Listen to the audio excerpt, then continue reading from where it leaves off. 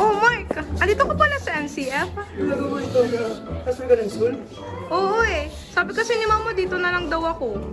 Ah, ganun ba? Ano section mo? Actually, wala pa akong section eh. Ang sabi kasi sa akin, ako na lang daw pumili since lahat naman daw ng section pantay-pantay ang number of students. Sino sa lang ang piliin mo? Since Venus Mentorship, sure ako magkakaroon ka ng maraming first date. Oh, okay. Grabe ka, man. Fritz na talaga, Mark. Fritz na raman. Shit. Ikaw kayo niyan. Hindi ko papasok tayo dito. Ha? Di pa naman ako nakakapili ah. And you'll have to persuade me first para piliin ko ang section nyo. Persuade? Grabe siya. Sige, tara. Papakilala ko lang dito sa'yo.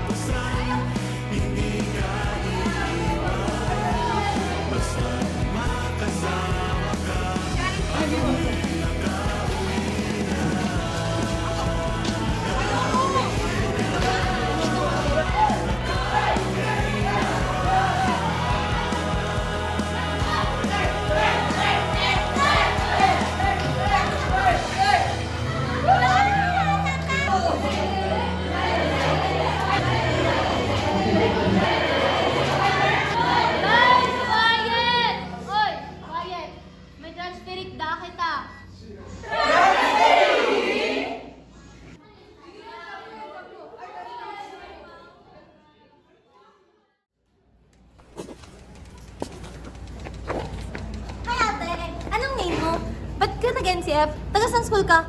Ilang taong ka na? Uy, upuin muna natin. Upuin ka muna ang upuan mo, ha? Upo ko. Sino may vacancy dyan? Ay, Ben, dito ka na. May available dito. Please!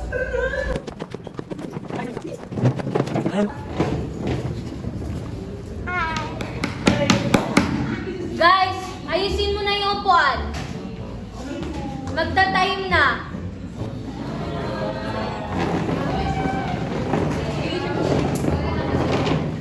Kuya lang, kahit maingay kami tayo. Since wala pa naman yung teacher natin, baka pwedeng mag-introduce yourself ka muna sa akin since di ka pa namin kilala. Let's go na, please.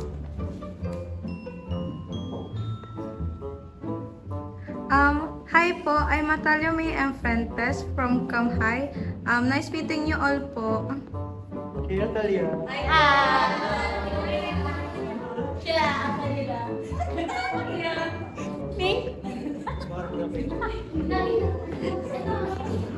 Ay, Talia pala name mo, di ko nakalimutan. I'm Jade na pala, Jade Matandag. And nakalimutan ko magpakilala kanina. I can be rather be your friend, always, as always. And ikaw mga boys at the front, the maingay. Kiara, Andrew, and Jared, the genius trio. Kit, Joshua, Joanna, Raymond, and Gianna, the Nanchalans. Riley and JP, the Magic Wizards. Thea and Marquise, the Chess Masters. Pete and CJ, the Batakang Pancakes. We also have the Jolly Impo, Camille. Next is the Girl Power. 2 groups yan, G1 tsaka G2. Sayang nga di ang kasama. Anyway, then we have Glow, the President. Rodelyn, the Introvert Secretary. Then, ang partner in crime sa pera, Marietta, the Treasurer, and Josue, ang businessman. Siyempre, best duo, ang Muse at Astro, Mark and Gail. Lastly, ako, tamang tao lang.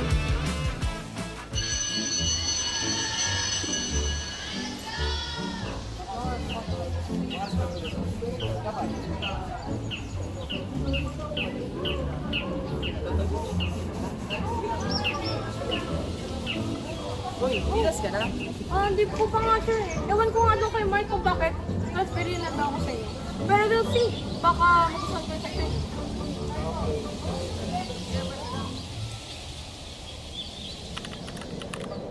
Mark. I choose Pilas. Pina.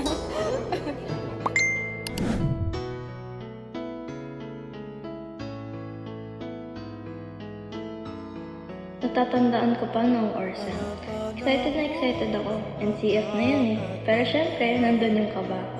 May mga bagong muka, bagong kaklase at bagong guro. Higit sa lahat, mas lalo akong na-overwhelm dahil napasabak agad ako sa pageant ng Orsen. Buti na lang, ramdam ko yung suporta ng Philos kahit hindi pa gaanong magkakakilala. Hindi man nanalo, ramdam kong proud ang Philos. Buwan ng wika ang unang event na nagkaisa ang buong Philos.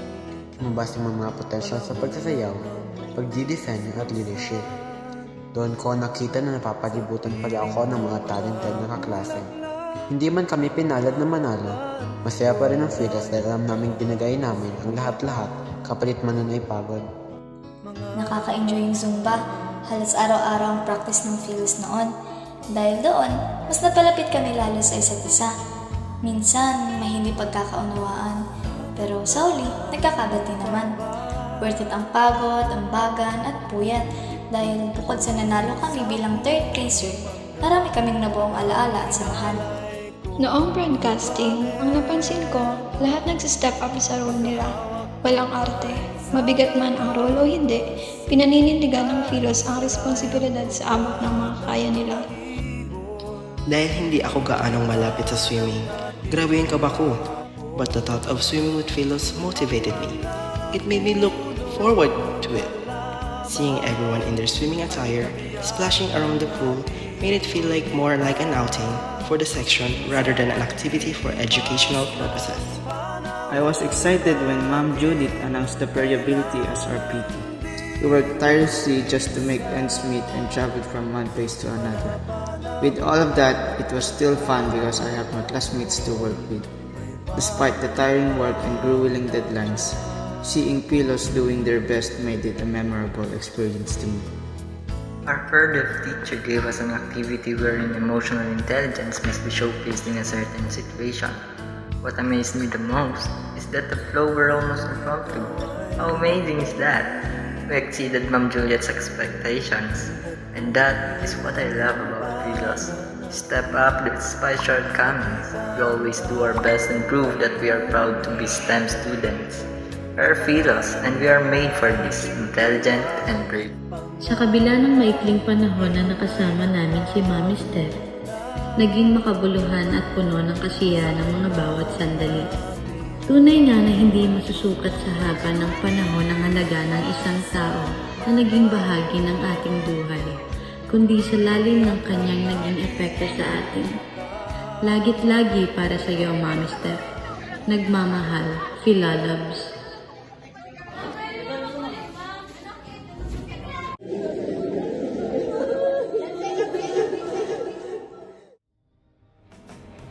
Part of it is your energy that you're giving to your bounce back.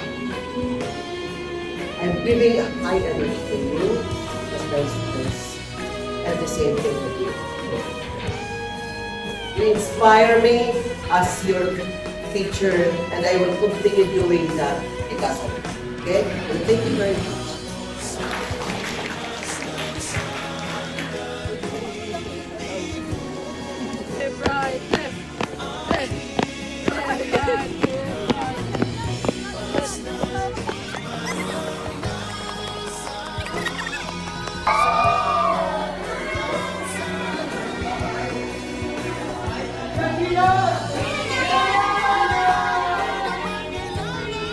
Thank you, Philos.